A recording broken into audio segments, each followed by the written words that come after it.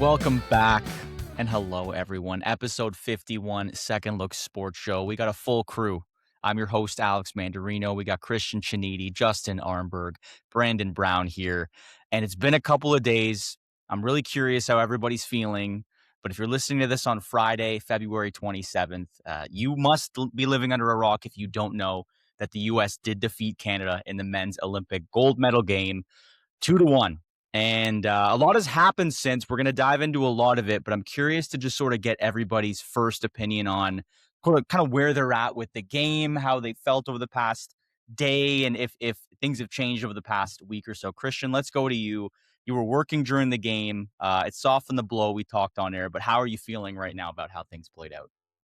Mando, you had it there in the beginning. I wish I lived under a rock so Yeah. that, that would have really softened the blow, just go in a hole and get in the fetal position and cry, whatever. But no, listen, it's I don't know where that one ranks as far as like most disappointing moments for like my sport watching time. Like I put the gold medal, the golden goal for Crosby in 2010. That is Mhm. still my number one sporting moment watching as a fan. So I don't know if I got like to the depths really after that game. A lot of it just has to do with, yes, we were the better team. We played better. Yeah, you can take some solace in that, but I think in one respect, I reflected when I had a chance and kind of said, man, these 2 weeks were awesome, awesome hockey. We were 100% spoiled. I think I'm just always going to look back fondly on the tournament as a whole because of that 12-year gap that we had between Mhm. NHLers being there. And at Mhm. the same time, like that's what made this tournament feel like more, right? In 20 years, we're not going to look on when anyone Googles 2026 men's hockey Olympic results, we're not going to look and find a category that says who should have won. We're going to find who won, and that's the US. It's not Canada. And so that's going to sting. It's going to sting. Forget about a day, a week, 4 years. Like, I don't even think the NHL World Cup Man. will really do it for us. We can talk about that, but I think that's reality. It's a tough reality, but that's where I'm at. Definitely. Yeah, a hundred Justin, what do you percent. got? Uh, Um, you just gotta tip your cap to the U.S. They won. At the end of the day, they're the winners. They get like Christian said. You look up the result; it's gonna say the U.S. forever, and that's something they can be proud of. Canada played well, as we know. They played a solid 60 minutes. I I really think and I truly believe if you gave Canada another 100 more, if you gave Nathan McKinnon another 100 more tries at the empty net in that game, the puck's not going in the back of the net. It's just not. For whatever reason, Canada wasn't going to win that game. Maybe it was Johnny Gaudreau playing a little factor for the USA. It's just, it's for whatever reason that game was just always going to go in the US's favor. So you have to tip their cap. Connor Hellebuck played an outstanding Mhm. game. He deserved the MVP over Connor McDavid, in my opinion. Just for that game alone, I know you have to judge on the whole tournament, but that game alone, just give it to him. But yeah, like it was such a back and forth game. Like I don't think we've ever, like we said this last year about Four Nations, but I think it was even upgraded even more. I don't think we've seen a better hockey game in terms of like pace, skill level, and just overall like game flow. I just don't think we've ever seen a better game, and that's something as the point of hockey, like that's something to be proud of. As the game is like, yes, it's best on best, but 2002 was nowhere close to this. 2010 was nowhere close to this. You put both these teams against the 2010 and 2000, both 2010 teams for their countries respectively, the USA and Canada, and they both mopped the floor with those teams. Like it's just hockey has grown so much and the skill has gotten so much better that you know what, it's impressive to watch. So yeah, I'm pretty impressed with everything that's gone on.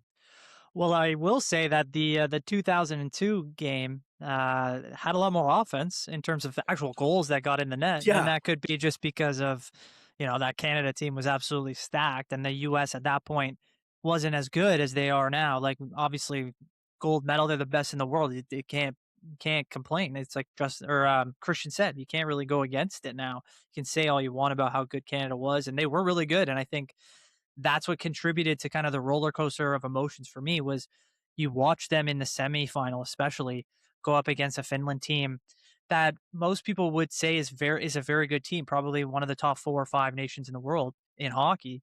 But they were on their way really to go into the gold medal game themselves, and then Canada kind of turned it on.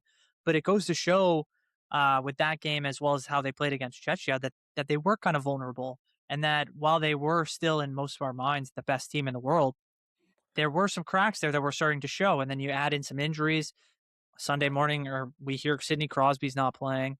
So it just becomes one of those things where, as you said, Justin, the lines were piling up for the U.S. to kind of take this and run with it. And while I still think if Sidney Crosby plays in that game, and that's something we can talk about, like Canada has a much better chance and has maybe comes out with a win. You'd only have to go back and replay it all, but it seems like it was there for the taking, and the U.S. did exactly what they had to do, was kind of find a way to get to a point where they could just win the game with a single moment. And credit to Jack Hughes and all those guys for finishing it off. And the hockey was, I think, the biggest part of it. And Cristian, you said it yourself.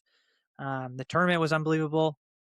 Justin, it was probably one of the best games played of all time, no doubt about it. But I think the overall style and play in the tournament has just shown how much hockey has developed as a game, as a sport, across the world. And I think we've reached a point where that's there are more competitive nations. Yeah, exactly. That's what I mean. It's so good to see these teams be able to play and continue to grow and develop. And we just saw, another linchpin for what that will look like in, 10 years when, the Latvias and the Germanys and even the Chechias, they continue to build on their players and they continue to build on their development programs, and we'll start to see them continue to compete. And then it won't just be, Canada, US and Canada, Finland. It's going to be even more competitive, down the line at some point. So just a great Olympic run. And I think it's exciting to see what the future of international hockey looks like. Yeah. That in and of itself is what the best part about it is. Like Canada, like you always like think that Canada and US like going forward are the best 2 teams, but like realistically, you want other nations to kind of build up competition, right? Like Canada and the US can do a summit series at some point, sure. But in terms of these international competitions, you don't want it to just be those 2 teams and run away from the competition. So it's really good to see these nations start to build it up. Just like the World Cup, you like every 4 years, you don't know, like there's always a little bit of a favorite, but you don't know exactly who's going to win the World Cup because it's so competitive. And that's what you want to see in hockey. And I think eventually that's where it's going to get. And I think that we saw that to at least the start of this tournament with it. Like I felt like 5 teams, like Sweden, Finland, Canada, US, and I would even put Czechia in that conversation for nations that could have won this tournament. The only argument I would make on the growth of the game, because I do agree that it's awesome to see, and we don't see it much on the women's side, unfortunately, yet. And I think that hopefully will follow on the men's side with some of the different nations, is as a Canadian specifically, because this loss will hurt for longer. Like you did mention it, Cristian, it's going to take 4 years. The World Cup of Hockey will, maybe if Canada takes that, it'll soften it a little bit. But I think this will come in waves where the next 4 years, it'll get brought up in certain areas. We've just come off of the sting of this. And now, obviously, with the NFL, and some people in the States already are on the NFL Combine, and they're they're gone. Dialed in. Already gone. What I'll say is, as much as I'd like to see other nations catch up, we better get a U.S.-Canada final in 2030. Like, I want nothing else to do with the Czechias or the Swedens or the Finlands in the finals. Will it be competitive? I'd love for it to be competitive. But as a Canadian, I want to see this matchup at least one more time. And regardless of how that plays out, if the U.S. wins again, that just proves that they're continuing to grow and that they're in an upper echelon, and Canada's going to have to look inward in development and things like that. But I really hope that this matchup does come up again and we don't just get this 2 years in a row. I do as well. That's the only caveat I'll say. But I would of course like to see other nations continue to grow as well. But like the NHL is likely to ruin that with their World Cup of Hockey, right? Like the next time we see US Canada might not be at the Olympics. Right. It might be at an NHL sanctioned event, which would still be great. but I wonder like how that affects the kind of the ebb and flow of the rivalry as we continue to move I think it's through only the next better. phase of international hockey. Right. I think it's only better because the more that these two teams play, like in the sense of if they played every single night, yeah, sure, teams would eventually everyone would get sick and tired of it. But once every 2 years, these teams are most likely going to play each other, and that's the best thing going forward. Like there is no better thing. The only thing, like the only caveat that you can say is like if Russia's in this tournament, they're probably in the Final Four, if not the gold medal game. Yeah. So, like 2030, if they're back in the Olympics, you better watch out because they're probably going to be marching for that crown as well. So, like, you know, you don't know if Canada versus USA is going to be the final, but yes, you would hope like, you're right in the sense that Canada to win the 2030 medal, you want to go through USA at some point, whether or not it's like the semifinal or the final, sure, whatever. But at some point, yeah, you want to face the USA. Two things here. I'm gonna push back on the idea that it felt like to me it really was only two teams that could have won this Olympic tournament, and even four nations. Really? As much as we say that like Czechia, Sweden, Finland are in the mix, quote unquote. I don't know, in any of the games we've seen Canada or USA go up against that second tier, which is what I feel like it is, they haven't really ever felt threatening. I watched the USA Sweden game, and to me it's this feels like an outdated take, but it feels like there's almost a level of meanness that's missing from Sweden and Finland when they go up against the North American counterparts. And I don't know if that's always been the case. I'm trying to think back to like the 2010 Olympics, but I feel like they actually might have felt, to me at least, as like more of a threat for that top spot back then. That's okay, because I think, Mando, to your point, I do want to just see Canada USA going forward here because they are, to me, the clear-cut top two best teams. As soon as someone gives them a run for their money to get into the 1 or 2 spot, by all means, like let's see a different matchup. But right now, it feels like it's them. To me, they're head and shoulders above the rest, but maybe not by a ton. But I do feel there's a gap there. And then I think the World Cup of Hockey, it's going to be the Euro Cup to the Olympics for the NHL being like our FIFA World Cup. So yes, it'll be cool if Canada can get revenge in 2028, but it's a peg below for me. The Olympics is going to just, because of the history. I think that's you're gonna the feel simple good, answer, right? Like if Canada rebounds good and wins the sure. 28 World Cup, you're gonna feel good, but you're gonna say that's good and all, but it doesn't matter until you go back to the Olympics and win the full thing.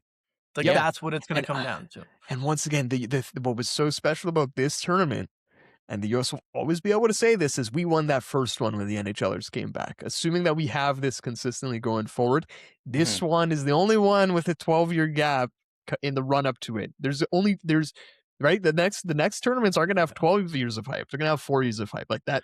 They won a special one. They did.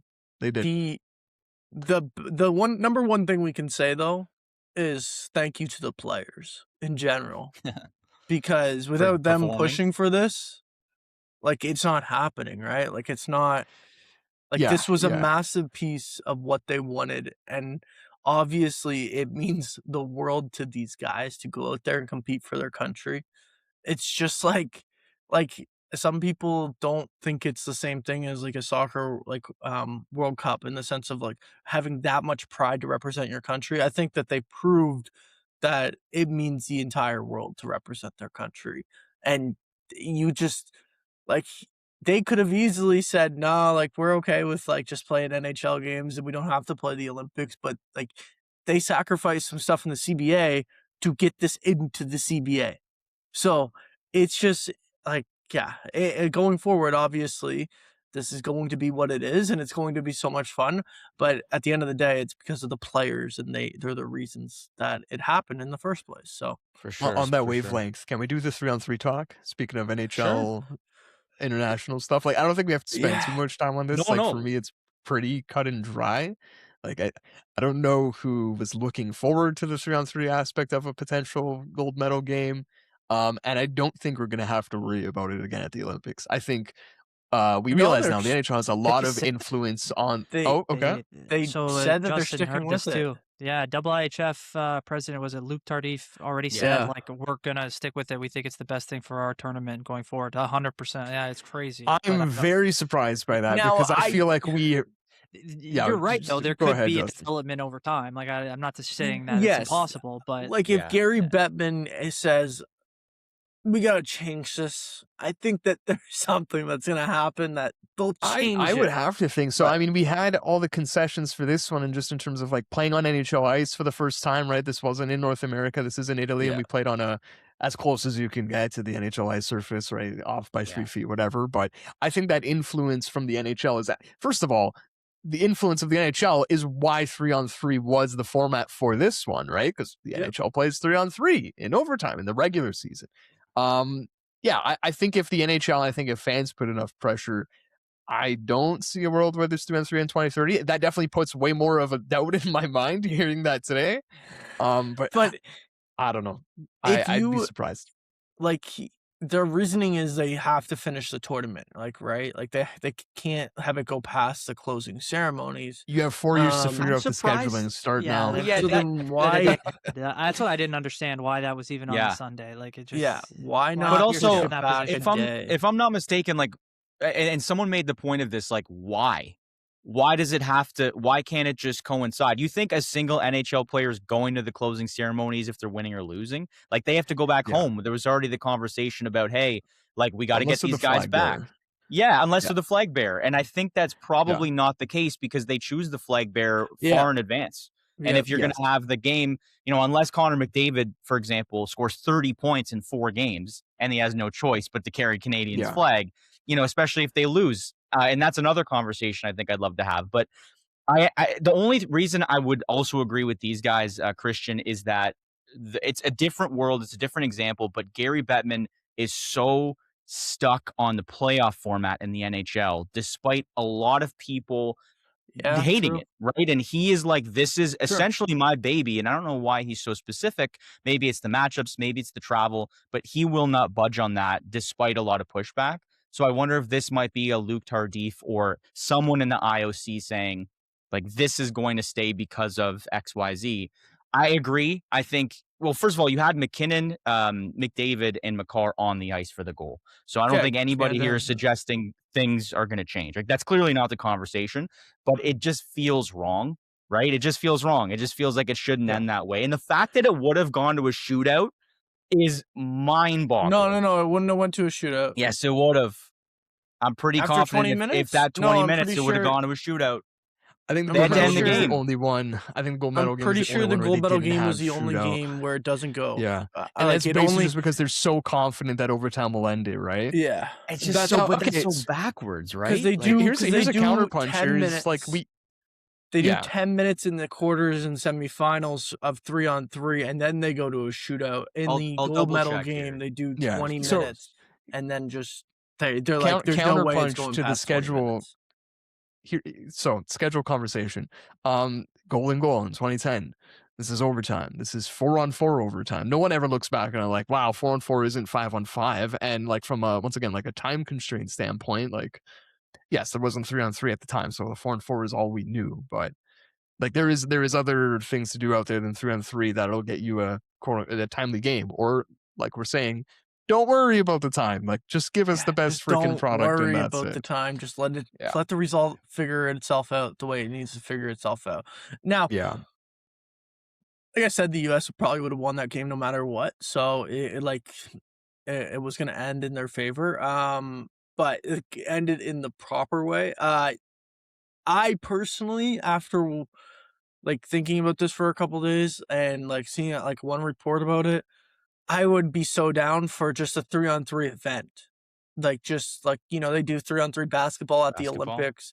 They can do 3-on-3 hockey at the Olympics. Like that could be fun. Like I'd want a age requirement, like an age bracket on it, like only U20 or something like that. Okay, I don't know who signs up for that tournament. Just whoever doesn't make their national team, like. Well, maybe that's not even like NHL players at that point. Like maybe there's just amateurs. Maybe it's just amateurs that go and represent. Like I don't know. You're gonna have a very bad balance of power there. Like, Most Well, I'm likely. pretty sure that 18 they're supposed to be doing. They're trying to do something like this for 2034, like in Salt Lake City. I need an 3-on-3. age thing on it. Do it like U18 or U20. I think soccer does U23 at the Olympics. I thought they People do don't really care U21. too much, but maybe one of the two. Like Neymar, I think they won gold in like Brazil 2014 with him on their Yeah. team, right? Like there's an age thing on there. Yeah, I don't know. I could do without just because I can see problems with, like, let's say Switzerland, for example, is sending their 18 best players on their actual team. Obviously, like, who are the next three Right. Swiss but players? this Like, could that be is like- not going to be able to compete with three. Like, imagine who are the three guys who didn't make Team Canada? Like Shifley, Bedard. Shifley, Yeah. Yeah, but Schaefer. like, you know Good what I mean? luck. Like, but you know what I mean? Like, it's probably, there's no doubt in my mind it's going to be an event. Like, it's going to be like a modified game in the sense of like you go first to like 21 goals. And maybe it's an event where it like happens before, just like curling, mixed doubles, like curling, like they have people that's in the men's and women's. Yeah. So they do mixed doubles the week before. So maybe it's like the first week is 3-on-3 hockey, and then the second week is actual tournament play hockey with men's and women's play. So I don't know. It's gonna be an event. Like, you can like say like, oh, I don't know, like, I don't know. It's gonna be an event. Don't worry about that. Don't worry. Don't worry about that. It's gonna be an event. So I think there might be two conversations left on this topic. There might be more. We can kind of keep going. I'm just curious. Like, you wanted to bring it up, or at least you had brought it up, Brandon, in the Crosby conversation. I wonder if what there is to be said about what difference he may have made in that game, or if it was just right to not have him on the bench, which I think was probably the right move. Like, I don't know if you guys have any specific thoughts on the Crosby Go ahead, conversation. Yeah, I wanted to ask you guys one question about before we like go into this, because there are conversations about that. But how close? Like, he obviously said he was close, but how close do you actually think he was to playing in this game? He was out 4 weeks, right? Well, so again, when he says like, yeah, like I don't know. You should ask the Twitter doctors. No, I'm I kidding. would No, say no, no. he I'm was- saying you guys. Like, how I don't close think he did was. you feel? I don't think he was that close. I don't Okay. think he was that No, close. yeah. You don't think he was that No. close? I feel like he was I very think- close. I think when he says that, he means I was close to suiting up, getting on the bench, and if I can get out there for a shift or two, and yeah, I'll try. Like, that's what I'll do. But I don't know. I don't think he was saying I'm that close to being on the second line and I'm rolling with the guys throughout the game and like nothing's, I'm just pushing through it. I don't think he was saying that. I felt like he was saying like he was gonna play. If he's gonna play, he's gonna play. Like, if that's That's what I'm saying. It's like I Like- don't think he was that close to that. Like, I just don't. so. But that's what I felt like he was, and in like now that it's done, like he's out 4 weeks. Sure, like, so understanding the significance of the injury and understanding like it was obviously it's not just something that's like gonna heal in the next week that he could have played. But like for him, and I feel like this is like the same way a lot of these guys view it, is an Olympic gold medal game is the same as like a Stanley Cup final game, where like you're probably willing to push through a lot more than an NHL regular season game. Now that he's back in the regular season, like it doesn't have to be pushed as hard as what it would have been for the Stanley Cup playoffs. And I just feel like I felt like he was actually close, if that makes sense, because of that reason and that reason alone of it being an actual gold medal game. Well, quick. I mean, I don't think it was. I don't think his status now in the 4 weeks. I don't think that has anything to do with it. I just think the way that he said it, and he said it, which I think was truthful, is that I'm not saying he's lying, but he said if he could get out there and help them, he would have played. And I don't think it's really about I can't play because I'm hurt. That's not what I'm saying. I'm saying I don't think he was that close to being able to actually get out there and help them in a meaningful way. He And could get so- out there. He didn't think he Yes. could help them. Yeah. Well, yeah, that was down to him. He thought Yes. basically like he didn't Yeah. think he was good enough to play, like, or good enough to Yeah. take up a roster spot essentially. Yes, because again, you could have there were a few guys that didn't play much at all in that game, and yeah, if you have Sidney Crosby playing a few minutes too, maybe like I don't know how much that changes things.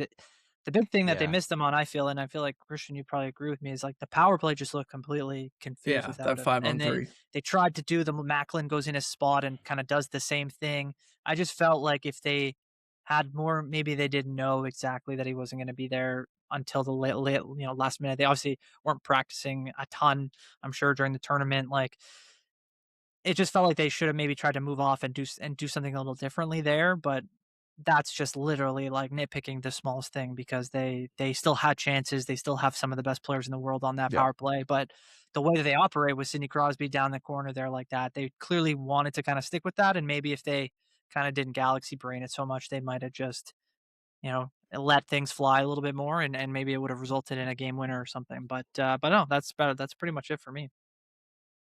Their final power play was really, really good there. But that true. was like, it was like, it was a night and day through the 5-on-3 and I don't know. I don't stretch my brain too far to the like, God, if only Crosby was healthy, we win that game, just because like the chances were in front of us to win the game. It was one of those games where you can say like Canada beat themselves, not necessarily by mistakes. Like the overtime winner is a mistake that leads to the goals, but Devon Tays in the crease where Hellebuyck gets the paddle on. Crosby had a breakaway. Macklin had a breakaway. Nathan MacKinnon short side miss. Connor Hellebuyck didn't stop that. You know what I mean? Like there was no influence on that. Like so. I get it. And really the Crosby thing, it just comes back to just the 2010 golden goal. His potential last Olympics. I think how we're talking about the injuries, kind of how we think the conversation could go in 2030, let's say. Like the most recent comments I think we have from Crosby. Oh no, we have more recent comments, but what sticks out to me is when he was on 32 Thoughts, I want to say 2 years ago, and he said he's basically he has a level and he's gonna play as long as he's at that level, right? And only Crosby knows what that level is. And then, I think basically whoever the GM is in 2030 is going to say, Crosby, are you at that level? Yes or no? Let us know. If it's yes, you're on the team. If it's no, like we respect your decision. That's basically what it's going to be. We talked about this off air, and it's just basically, you call him up and you say, do you want to be on this team? It's not a matter of like, no matter what his point total or whatever it is. Like, really, it's not even like, he's hey, even Sid, playing still. we don't think you're good enough to make it. No, it's not that. It's literally, hey, Sid, do you want a spot? Yes or no? And then it's his decision. Like it's nothing to do with his play in 2030. What if, let me give you guys a scenario here. Yeah.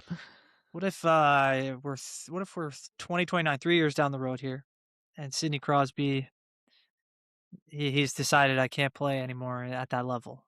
That start at the end of the 2028, 2029 season, whatever, he's retiring. But going into 2029, 2030, they're doing the camps and everything. They're obviously going to pick the team. If he's only, at that point, it'd be 6 months, 8 months retired. Do you think there's a world where he doesn't necessarily have to be in the NHL for them to look at taking him? 100%. Bro, 100%. Crosby with 6 months of rest, right? It's like that's shades of Tiger Woods just playing the majors. Right? Sure. Like that's the exact same do thing. This, 20 I don't think it was the 2018 Olympics. Maybe it was 2022. Either Shane Doan or Jerome McGinley.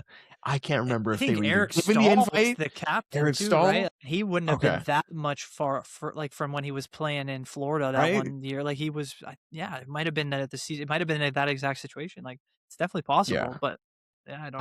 I can easily see balls it in Crosby's court, right? So like, if he's less than a year retired, maybe even a bit more, you still give him the call. Whoever the GM is, you're still right. Like I'm sure you call him up and say, "Hey Sid, just calling out of the blue, like, how's your day going?" It's like, I just sniped it, barred down 50 times. I'm just, I'm a creature of habit even in retirement, right? Like exactly.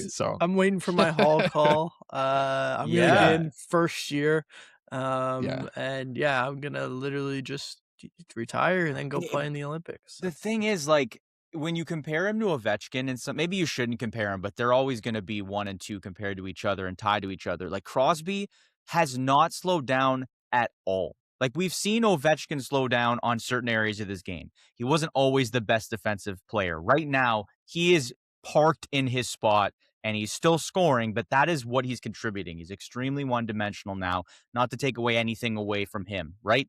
Like Ovechkin is top player, Still super top impressive top what he players, does. Yeah. incredible player. But obviously he would be on Russia's team this year. But in 4 years, I don't think anybody's expecting Alex Ovechkin to play. I don't think that's a conversation that anybody's having. Maybe that's just me, but Crosby has not lost an inch of a step. And so for me, I'm thinking like even if this just continues at an average pace, he's still scoring. He's got 59 points in 56 games for a team that pretty much has right no business. The Pittsburgh Penguins have no business being where they are, but they're just achieving it from just sheer will and some of the younger players on the team. I just can't see him slowing down, and maybe it's just because right now he hasn't. I just cannot see a world where he doesn't at least consider that a possibility. And right now, I know they've asked him and he hasn't given a straight answer. In his mind, gun to his head, he's probably like, yeah, I'm going to beat it. You know, it's so fascinating to even think about. He'll be, he's 38 now. So he'll be 42 the next Olympics.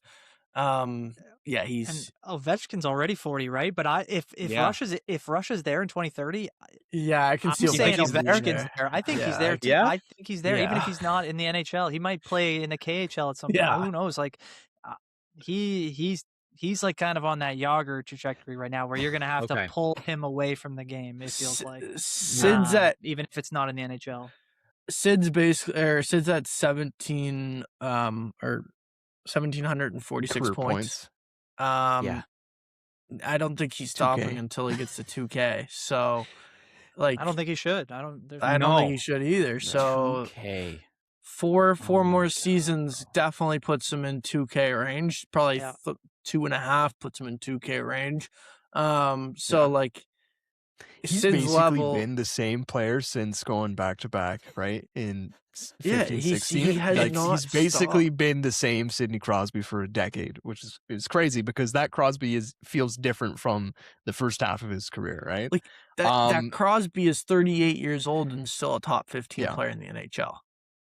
Like he's awesome. That's just the level of excellence that just only him can exceed at. Like he's points. In terms of obviously totally different sport, but like in terms of like being at this level, like I don't think even like I would say the only two people like active that we know of is like LeBron and him to do it for like that many years in a row and be literally one of the best players in the world, if not the best player in the world.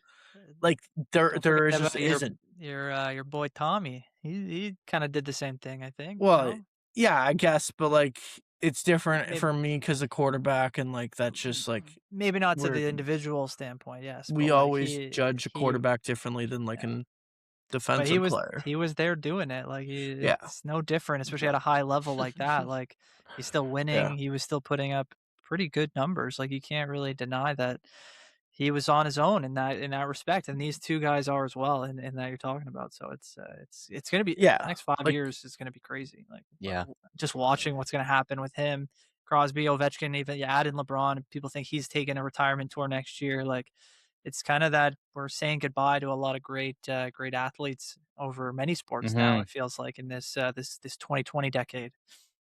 Yeah, I think there needs to be one more convo about this Olympic wrap up before we maybe move on to the US. And I feel like everyone kind of has an idea of what that might be.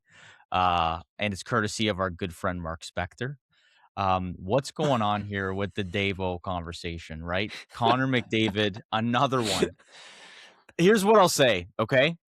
The facts are laid out in the way that they are. Everyone has their opinions on how this game played out and how the Olympics played out. Let's just say it's been a very difficult 3 years for Connor McDavid. Losing, finding him. It's to be fair, just the facts are the facts in that he has lost 3 in a row. And I think the thing that has hurt him the most, probably on a personal level, is that he's won 2 MVPs in losing fashion. And it's not his fault. He's doing essentially everything he can to will his team to success, both from the Stanley Cup or the Olympic conversation. I wonder if anyone has thoughts on like should this now even be a conversation that he cannot win in the big moments? Or is it more of a team problem that sort of he finds himself in? Someone also put up a thing where he for like, I think it's like 4 elimination games or 4 winner take all games, and he has 0 points in those 3 Right. games, or in those 4 games, and it's like, okay, sure, but he was also around it the whole game.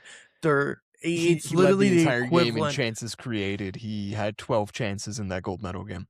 It's literally Like, also yeah. like the equivalent of like triple teaming someone in basketball is what Mhm. is happening. What happens to him in hockey? Like, that's what happens when he's like that level. Everyone just is going to swarm him. He's going to get no time with the puck. Even when he mounts speed, like you could see it. Like the U.S. was trying to break him up as soon as he was touching the puck. So yeah, like it's not gonna be like, for me, like, it's not a question of whether or not this guy can still win. It's gonna be a matter of when he wins, and it's gonna be sweet when he does it. The only question is it gonna be in Edmonton? Because after last night, I don't understand how he puts up with this Stan Bowman and trading for Tristan Jarry. He's supposed to be the savior, and then look what, like, it's just terrible. It is absolutely terrible. Yeah. As much as the MVP's hurt him personally, what is hurting him the most personally is the people above him in Edmonton. And my only thought is, with the spec question, like the line of questioning, like he did score a Four Nations goal in between all of this as well. Like he did do that. That game also meant a lot, and like he was the guy. So and I won't even circle just spec for this, but like, Yeah. let's read some articles from after that game and compare to what people would have to say after this one, right? So, yeah, you can flip-flop all you want. I think this is one where it's like you don't even have to waste too much breath. Like McDavid's play speaks for itself. He was in a best-on-best tournament. He showed there was something more than best, like the bestest of the best on best. Like that's what he was. It's not a conversation for He's me. He's a step above. He's basically Josh Allen. He's essentially Josh Allen. Well, that's the nicest thing Justin has ever said to Brandon. Wow. about Josh Allen. Well, I mean, I can't really. I mean, I don't think I can put Josh Allen in the conversation with Connor McDavid yet. I really can't. Even What? He hasn't been in You two Super literally Bowls said back-to-back, you guys have been and- saying right? he's the best in the Let me- world for I have never really said that to you. I don't know. Maybe pull it up if someone has the receipts on the pod. But I don't know. I just think that Josh Allen hasn't even accomplished what Connor McDavid has yet. He has never made a Super Bowl, which would be equivalent to a Stanley Cup final. I mean, the Olympic stuff is obviously different in football, but yeah, like I mean, Josh hasn't reached that pinnacle yet either. That could be determined as May continues his career. But I think the hardest thing with McDavid is just wondering, like what are his teams going to look like for the next couple of years? And then obviously beyond that, what he decides to do going forward. Because I think there's no question that the quality of player that he is, he's going to have many chances at winning Stanley Cups. But there's no denying that if he doesn't win one, it's going to hurt him. It is going to hurt him. And I think to me, that conversation even extends beyond if he doesn't win one in his career. If he does end up leaving Edmonton, even if he does win one outside of the Oilers organization, I still, depending on what the situation is, there would still be questions, I'm sure, of, especially in Canada, of like, how much 100%. McDavid can do it on his own, or does he need a perfect situation, or what the like I said, what the decision will be at that point. But I think for now, it's still too early to determine a guy like that. Like some of the greats, they don't win till later in their careers. They get opportunities here and there. You just hope that if he does get to another cup final here in this year, the next couple of years, that he does eventually win one. Because then no matter what he does, people will start to give him that LeBron treatment. Really, it's like you can get to as many finals as you want, but you got to win. A majority of them, at least, people want to say, to kind of feel like you're in that echelon of the greatest players. So and he did the right thing, right? He took the massive discount. Yeah. Like he wanted to. I think he wants to win personally. Yeah. For his own legacy right now, and especially for his treatment is however it's going to be in Edmonton eventually.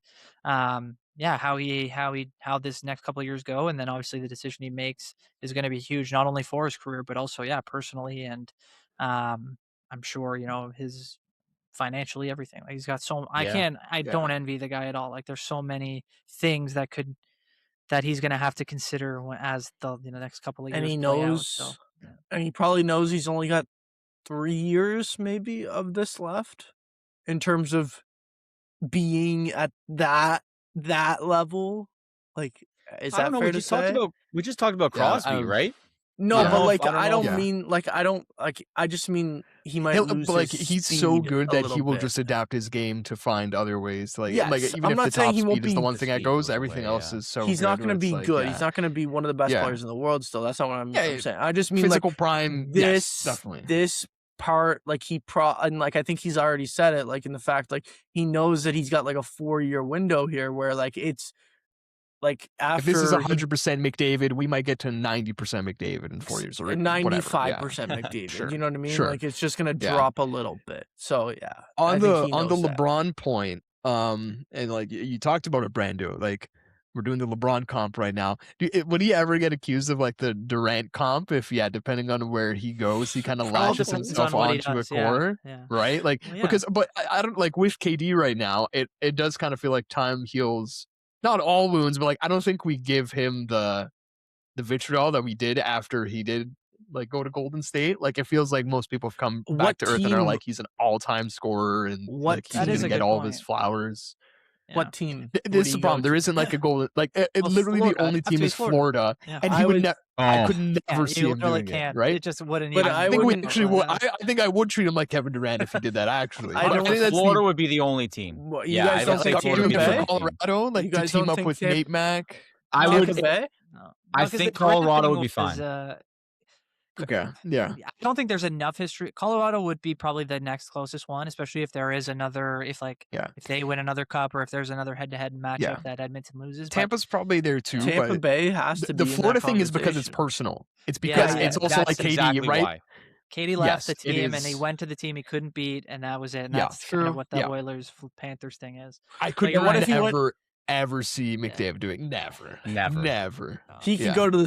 he could go to the team that he always beats in Dallas. The Kings. That Sure, in Dallas. no I'm one's thinking gonna be the like, Kings. "Oh, put an asterisk on." Honestly, Yeah. the Kings one is an interesting one. The Kings Alex, would be interesting. For me, the Gretzky Some- comparables. yeah. they Yeah, have that's are always been there. Good point. unbelievable. Yeah. Like just in having the That'd be best so player in the funny. world in Edmonton and then having him leave in heartbreaking fashion would be the storylines and everything. The NHL would probably love it, of course, because that's they're Got to one of their grow the biggest game markets, 2.0. yeah. And like they would You gotta go to the the movies and the TV shows that would be made just based on those two Uh. things, like in 20 years time or whatever. Like, oh my goodness, it's Yeah. incredible. But The no, thing I don't know.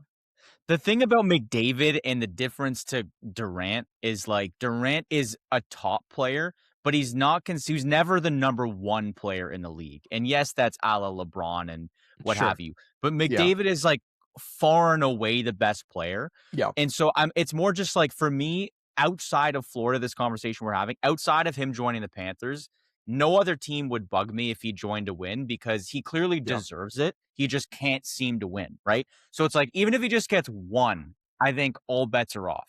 If he finishes his career with 0, like he's clearly still a top 3 player, top 5 player ever.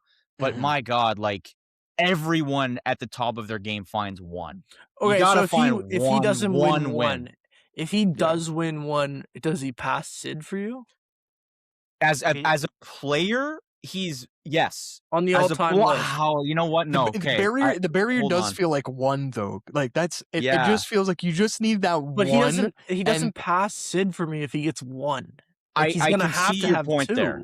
You're Well, gonna have 'cause to three- see okay. how the rest of the career plays Yes. out, though. Because if he Yeah. goes nuts Yeah. for the next 10 years and he gets like He 25, goes to like 3 other finals. Yeah, it's right? like okay, That's like true. Wins another But Conn Smythe if he has as a loser. 2,500, okay, but 2 if he Conn has Smythes 20, as a loser, right? if he has Imagine that. if he has 2,500 points and doesn't win a cup, he's not like he's not ahead of Sid. You can't. But once again, the we're talking about one the cup. cups would, If we're like, talking kill zero him. cups, then we agree. One cup, Zero yeah. cups. Zero Yeah. cups. It becomes It's a very clear. difficult situation. He would be alone as the greatest. He might be like the greatest player in all of like Major League Sports now- to not Yeah. win one, right? Like that's Right what it now, would be, right? the greatest hockey player not to win one Yeah. it might be Jumbo Joe, right? Like, Or Jerome. Like, I think Marcel- those or are the Jerome. two. Marcel Dion's a good example. Dion, right? Dion is one of them too, but different eras. Yeah. Obviously, yeah. But And like also- that's the thing is McDavid is very clearly better than all three. So Yeah. it's like not even a conversation. He could Like, he probably needs retire one. today, and we might already be like, Yeah. he's ahead of them in whatever time. ranking Like, you want to do. Chris I think Paul- Dion has the most points. I think Marcel Dion. Yeah, I Yes. believe Yes. you're right. I think Does so. not have a cup. So I mean, McDavid's probably going to pass him like next week. So I mean, well, no, I've already like legit. well, actually, Yeah. that's unfair to him because I think he actually has a really good number. I think he has a really good number that he has like 1,700 like- points as well. so it's He's a like- borderline like top 10 player. All like But Okay. that's what not having cups. You give him 2 cups, and Yeah. then it's like, wow, Marcel Dion, maybe a top 5 guy. Like you don't need Yeah. it. It's like Yeah. it becomes a whole other thing. Like that's what Yeah, McDavid's he's teetering on sixth with all his time. career. Marcel is Yeah, sixth. so 6 all time. it Holy changes crap. a lot of things if Crosby's- he wins a cup Wow. or 2. Yeah. Crosby's already 8, and he has 3 cups. Come on, like Yeah. there's no if So, McDavid look at gets that. one. I already discounted Dion in my mind based off the fact they didn't have a cup because he's Yeah. 6th in reality, and I was like, yeah, he's like borderline 10, like he's probably 11 or 12. Look at that. Okay, that's so the if fact. I'm just saying, if thing is- McDavid gets 1 cup, like it doesn't pass Sid. Like you have to get 2 cups. I actually just- I actually might agree, but I do think like let's see how We'll have to this see plays out. how it plays out. Yeah. Like Yeah. obviously, But I think like, you have there's grounds for you being right on that, Justin. I just think the legacy of Sid is so like the aura of him is so Mhm. big, and that becomes so subjective. And obviously, that's like a it's not only completely different 3 combo. cups. It's like the golden goal on Olympics, top yeah, of that. Like you I know what I know. mean? Like it's Yeah. it's There's so different much. levels. We got a of- decade of of win. McDavid to sort out still. Yeah. I Well, want to give flowers to one other honestly, player too. Yeah. Are Are you gonna say the player that might be Does his name rhyme with Schmecklin Schmelabrini? Yeah, Oh no, yeah, no. yeah. No, we might no, be we get it, we yeah. might be talking about the top 5 player right there. Like honestly, Okay, so this is Honestly. a total aside. I looked Yeah. this up while we were doing like the 3-on-3 talk, Justin. I just want to say I'm most excited for ice cross going to the Olympics. I had to get this in here. If you don't know what ice cross is, it's Red Bull crashed ice from Oh, yeah. 2012. I'm in. I'm The so best. in. Okay. So Okay. with that out of the way, yeah, we got Macklin. to talk about Macklin Celebrini. I think Yeah, if you're fair doing enough. like biggest takeaway from the tournament from a individual player standpoint, I do think it's him. I How had a does he lot of process? faith for him. Sorry? how does he process this at 19 years old? I How? don't, yeah, to be honest, it just feels like he's going up, like he's just returned back to normal life. Like it's almost like he's freaking Peter Parker, and he just puts on this like the superhero suit, and he just returned back to his normal life as a measly San Jose Shark. It's kind of what it feels like. I know. But yeah, I think for me, I had a lot of faith for him coming into this tournament. I did think one of the X factors for Team Canada was that having that extra star, right? That he would be on the end of like our core of we have McDavid, we have McKinnon, we have Crosby. No other team can say that. And maybe we also have Macklin as our 4th super duper star, Makar as well, but forwards. Let's say those are the guys. Mm-hmm. But I did not think that we basically are putting him number 2 in this tournament. It was McDavid and then Macklin. Unbelievable. And just from a stylistic standpoint, my biggest takeaway, and this has been in the NHL as well, and just from seeing him up close over and over again, I still realize this more and more. Like when McDavid came into the league, his speed is just so instantly recognizable. You could take someone who doesn't watch hockey and ask them to point out who the best player is on the ice, and they'd be like, that guy. He skates different than everyone else. With Macklin, like, he fits in. He doesn't, like, I would say Bedard has a better looking and maybe better performing shot. I could say McDavid has better hands, better speed. He's not top of the line in any of the attributes. He just does everything so incredibly well, so smooth. It's really cool to watch. It's a different combo. It's unique in that in the fact that he's not unique at anything. That's what makes him unique. It's kind of what Okay. my takeaway was from Macklin. It's Crosby.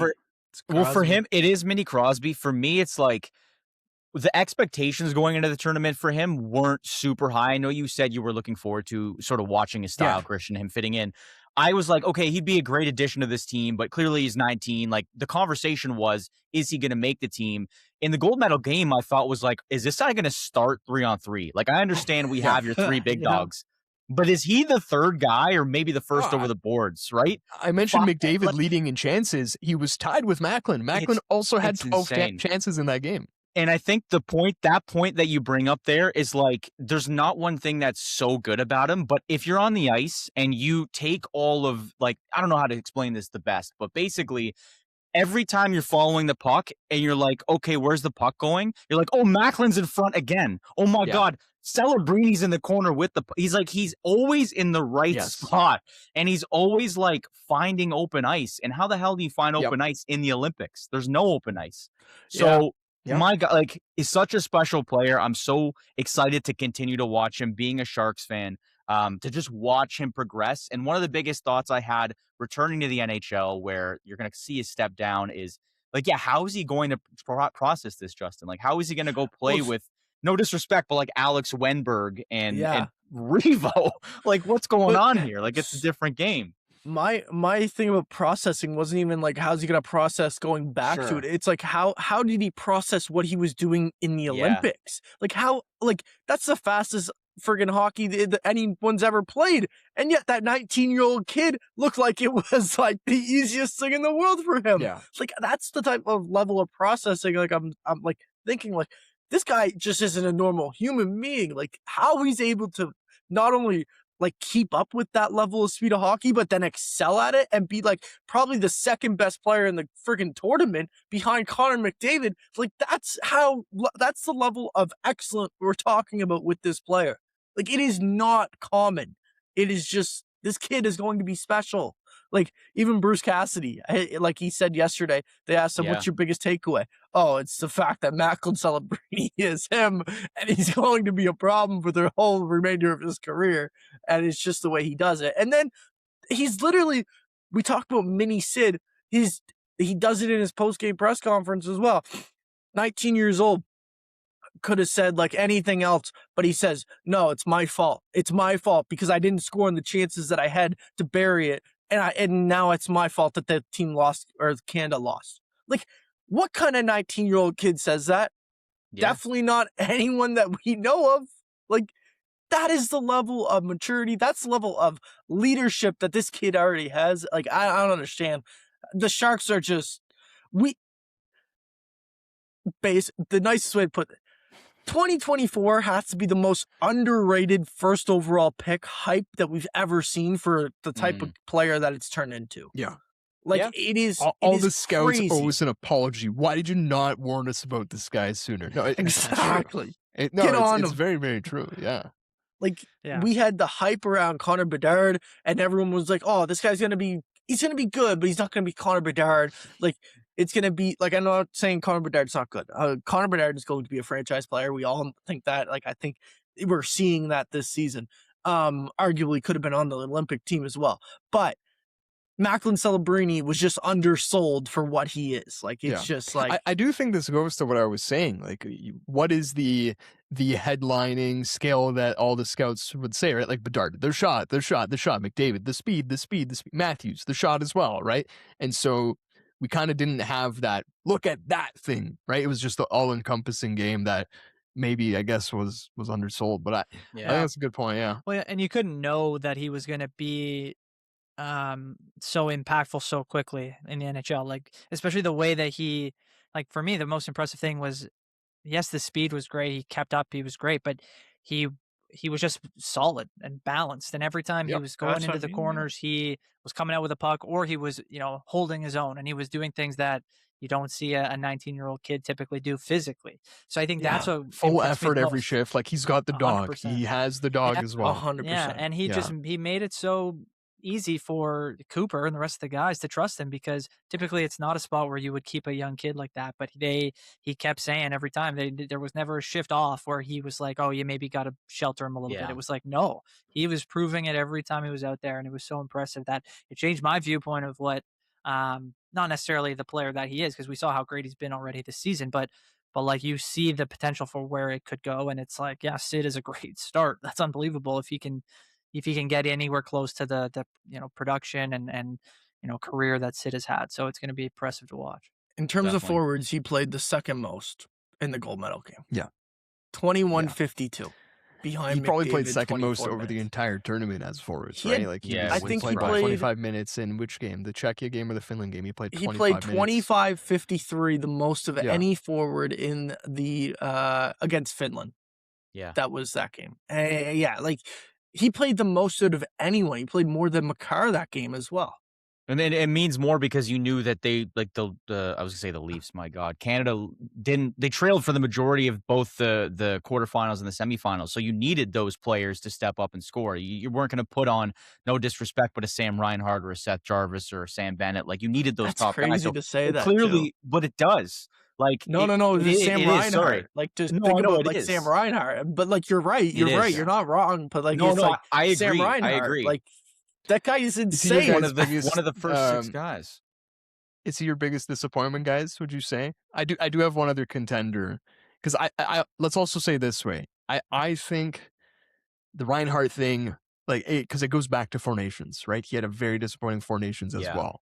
So Yeah. he did at least have his one singular power play goal that I guess we can point Didn't to. even know it went in, by the way. Yeah. So I think my contender, it's so tough on the defensive end. Like I don't really know if I can slander one of those guys who I think a lot of us could say like, maybe no Parayko, maybe no Sanheim, Doughty in the medal round wasn't as great, whatever. Yeah. But I was very disappointed in Brandon Hagel. I really was expecting him to be more of a factor, and I could not tell you a single Brandon Hagel moment from the Olympics. We obviously know the fight in Four Nations, but I felt like he was part of the process in the games, but I don't have any Brandon Hagel moment to point out in the Olympics. So I didn't think Marchand had the best Olympics. That's what I'll say. That's where I was going to go too. I know he was kind of hurt and probably not playing at his best, but it didn't feel like he had, too much of an impact in any individual game. I know once they got that line together near the end, it kind of changed that a little bit, but I felt that even in that line, he wasn't the most. He wasn't the guy. It was Wilson, Bennett, right? Like it Bennett was Wilson, and Bennett was causing chaos. But Marchand wasn't. He kind of was staying out of it. It felt like a little bit, just because he was probably concerned about his health. So yeah. No, I think those are all valid. I think the only reason I wouldn't say Hagel, although I do think he did have a disappointing tournament, was I just don't know what his role was. Like you had all these top scorers that I guess you could say, certain guys that were supposed to score didn't score. I don't even know where you'd put Sam Reinhart in that list, because maybe he's just in a no man's land where it's like, what role are you here for? But to be the 13th guy basically in the gold medal game when you were one of the first 6 named on the team, that's disappointing, right? Like that's one of those situations where it's like, where is he? I know he made some great defensive plays that kind of probably didn't get a lot of love. But yeah, other than having a stick in the right place and basically having a puck go off your stick in, yes, it's a massive goal, but I expected more. But that being said, I think the conversation was had where if this is a silly point to make, but that top line where you had all the Max, like your Celebrinis, your McKinnon, basically when they had their top guys, those guys ran the show. Other than that, and a lot of the medal round, even the even the quarters, like a lot of guys didn't really show up offensively. So I would agree. There's a lot of disappointment, and you're still happy for the U.S. because of the way it played out. It's unfortunate, but at the end of the day, there was a few, but I think we nailed some of the main. We were so close to my cheesy first line of freaking Crosby, McDavid, Macklin. We could have had the timeline, man. So close to the timeline. Yeah, no, I think that's a good point too. I think we always talk about like with goalies that some of them need like early puck feel. I feel like with players, like with forwards, for example, right? Like I wonder how much going forward we talk about like trying to choose right guys for like where they are in the lineup type of that type of conversation. Like, does a Brandon Hagel, for example, only play as well when he has the puck on his stick for this amount of time, which in Tampa he never has to worry about it. He basically always has the opportunity. I just watched him last night. He was really freaking good against the Leafs. Like pissed me off seeing him. And I'm like, damn it, where was that in the Olympics? So I don't know. I guess we chose some of those guys, like Tom Wilson, for example, used to playing lower in the lineup. That is one person who impressed me a lot. Was his play. Yeah. He felt so good. He fit in. Like he was. He fit that in hit big time. on I think it was Dylan Larkin. Oh my gosh! Like you just knew. MJ. Mike Johnson, like, he made a noise I've never heard. It's like, that might be the biggest hit I've ever seen. Yeah. Like, I don't know how Larkin got up from that. Like, his head ricocheted into that board is harder than a 2x4, it felt like. Like, it Insane. was so... Guys, I got do you guys have a 5-minute topic we can do before I have to run here, guys? Well, I was gonna say, I think the best way to wrap this up is completely switching sports. But John Schneider might be the happiest guy online or in person today because he's got his guy. Max Scherzer returns to the Blue Jays on a 1-year deal, $3 million that could hit $10 million based on incentives and all of that conversation. But he is back, 41 years old. This might be contentious to some, but I think for a lot of people, a lot of Jays fans, a lot of organizational individuals, it was a win. For more than just the on-field performance, but maybe some of the leadership side of things. I'm a little bit skeptical because I'm curious about how he fits in and how the rest of the rotation and some of these pitchers like Eric Lauer, like how does that sort of manifest? But yeah, let's get some thoughts. Like I know, Brandon, let's go to you first. Like what are your thoughts on this deal and how the work played out? I mean, I think it's a smart plan. I mean, it gives them more depth in the rotation and, the season hasn't even started and we're hearing, little bits and pieces of health and how it might affect the Jays as the season gets going. But for me, I really hope that this is more of like a break glass in case of emergency kind of thing, as opposed to being like, okay, our plan is to get him in the rotation at this point in the season and then he's going to carry us through. It's like, no, I'm not really sold on the longevity. I think it's great to have him as an option for a playoff scenario or something like we saw last year where he just comes out of nowhere and he's pitching game 7. It's like, great. Okay. We trust him. He's got the pedigree. So I'm hoping it's more on that end as opposed to like, oh, we really need him to get going so that we can use him at some point in the season and he can help us really kind of make our way through the division. So that's kind of where I'm at there, but obviously great to have a Hall of Famer still in the clubhouse hanging around, helping these guys out. And yeah, if he can come in at some point and help the Jays, make their way back to the World Series, I think anybody would take that at this point. So yeah. I absolutely love this deal. I think it honestly is, like you said, Brandon, it just adds more depth to this pitching staff, which obviously everyone knows there's going to be injuries and that's going to be a problem. So having too much of this isn't an issue at all, in my opinion. Obviously, he's not going to be ramping up for opening day. So it's not going to be a problem in that regard either. But like, it's just the leadership that we saw last year with him, like the amount of stuff guys can learn from him on and off the field is so impactful that like even just having him around the team for this season is going to be worth the $3 million he's making and potentially up to, I think, 13 if he hits all of his incentives. But like you said, Brandon, it's not like you're expecting 100 innings out of this guy this year. You're just like, he's going to give you spot starts. And it just makes the overall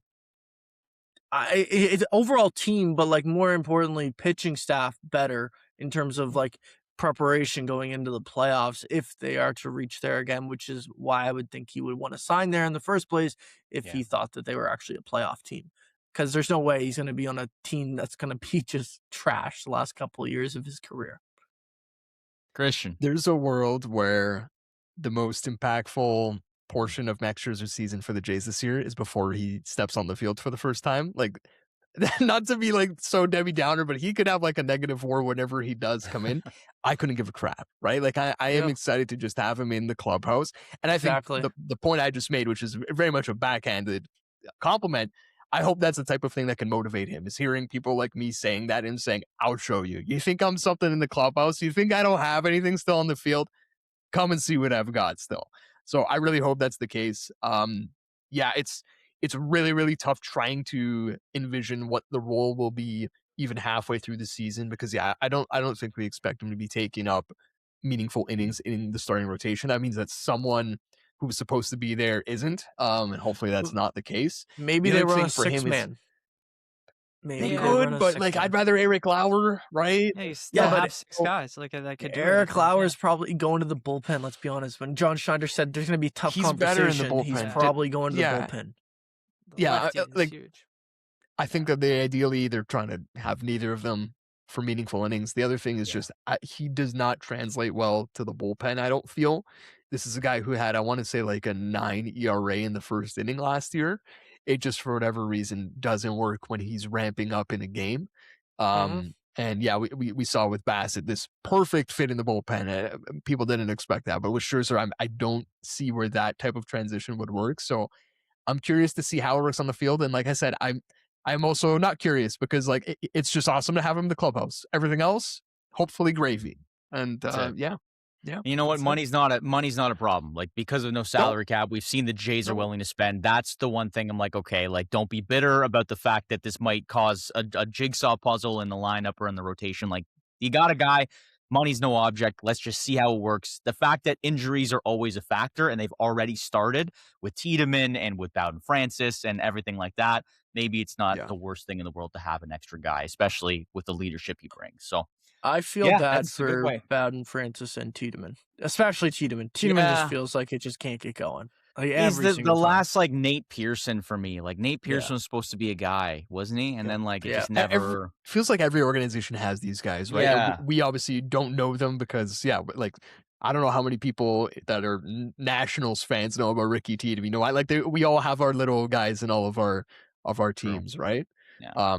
Prospect. Get Scherzer in the Popkins lab. Maybe we can get him hitting as well. Maybe that's what you imagine that guy hitting a bomb, his reaction. Oh my god. Max on the batting side in Game 7 of the World Series. Yeah, that would go over well. That would make up for. Let's go. That would make up for as much beating as Canadians have taken over the past 8 months. But yeah, brutal 8 months. It has. Well, I know our boy Christian's got to wrap up. So we'll good episode, boys. I know we had a lot to talk about, but ultimately the Olympics won over. So great conversation. We'll probably catch up sometime next week, either after or before the trade deadline. Plenty of stuff to talk about. So we'll get that episode to you guys next week. But thank you for listening, for tuning in, for listening to us babble on about Canada, even though the U.S. won. Other than that, keep listening, keep subscribing, leave 5 stars. What do you got, Justin? I thought you had something to say. Nothing. No, I was just going to say there was so much that we talked about in terms of that gold medal game. About. So much. Absolutely. Not even just Canada in general, just like larger picture sports. Stuff. Exciting stuff. David versus Crosby going in terms of all-time ranks. But yeah. So we'll have some segments, some socials out to listen to. But other than that, guys, thanks again. And we'll catch up another time.